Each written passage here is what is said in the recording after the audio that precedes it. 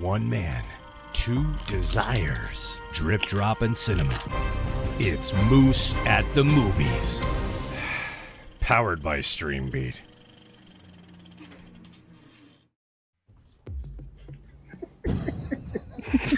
I like the dejected powered by Streambeat part. Right.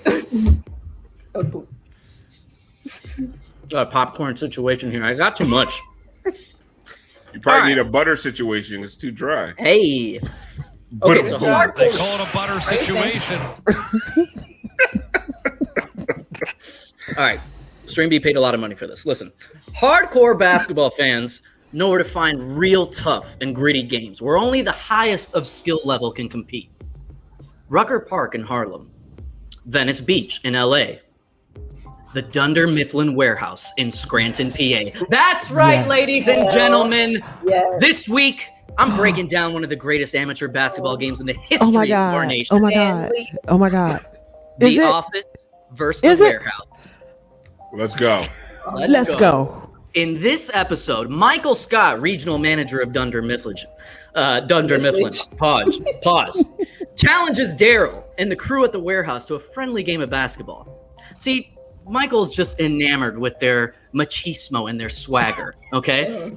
But ultimately, he's a fucking idiot, okay? He quickly loses himself in this energy of shit talking, and he puts stakes on it that nobody was asking for. See, corporate wants them to stay and work on the weekend, and Michael thought, you know what? Loser comes in and works, and when your boss brings it up, what are you gonna say? So that's what they got to do.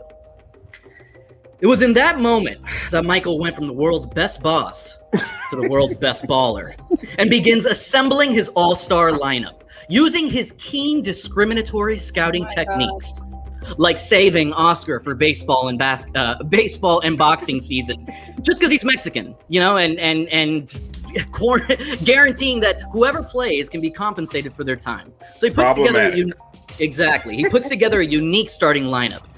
And from the outside, it looks like a terrible group of mostly out of shape middle-aged white men. But Michael has a secret weapon up his sleeve. Let's do it. Yes, that's right. Yes. Stanley Hudson, a.k.a. the sassy black man. Yes. That's Michael's secret weapon. That looked like Trevor Ariza. Look at that. That should be the NBA logo right there, if you ask me. Because see it tight. That's Trevor Ariza right before the spin move, fadeaway mid-range jumper. That's food. See, in Michael's mind, being black guarantees you a double-double. And of course, sick handles and infinite ladies off the court.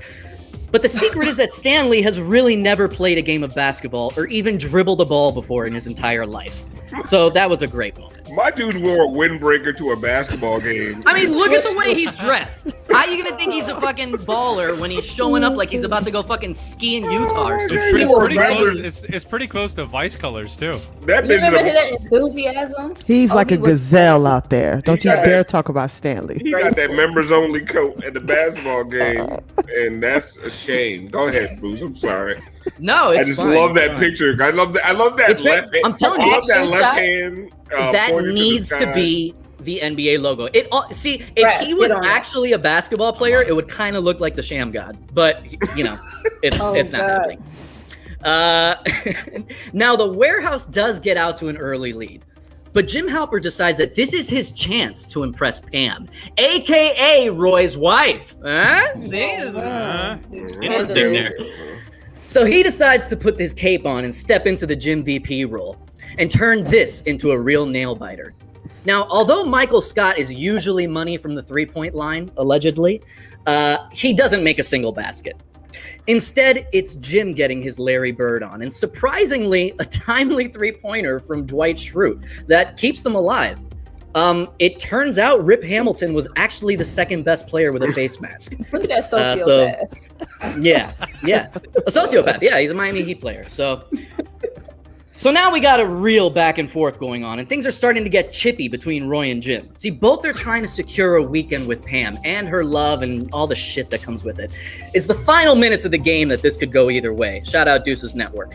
But instead, it ends in controversy. See, Michael Scott claims he was a flagrant, intentionally, personally fouled, and that the game must be called off.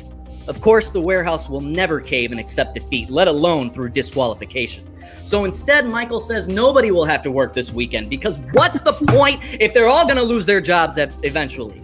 I mean, they're playing basketball in the middle of the day. I don't expect them to have the job that much longer. Maybe 7, 8, 9 seasons. I don't know. Eventually, it'll fizzle out. We don't talk about the last season, really. What's the point? See, this episode isn't just about a man seeking fame and glory on the basketball court to steal a girl's heart. No, it's not about white collar versus blue collar because we all know in sports, it's colorblind. What it really is... Bruce, fuck off. I hate you so, please, goddamn. This episode is about showcasing the heart and will to win by basketball's biggest star, not Michael Jordan, it's Michael Gary Scott. Brass, take me out. With him? What the fuck is wrong with this? Oh my God. You said colorblind. You asshole. Oh, man. That was amazing. That was fantastic. I hate you so much.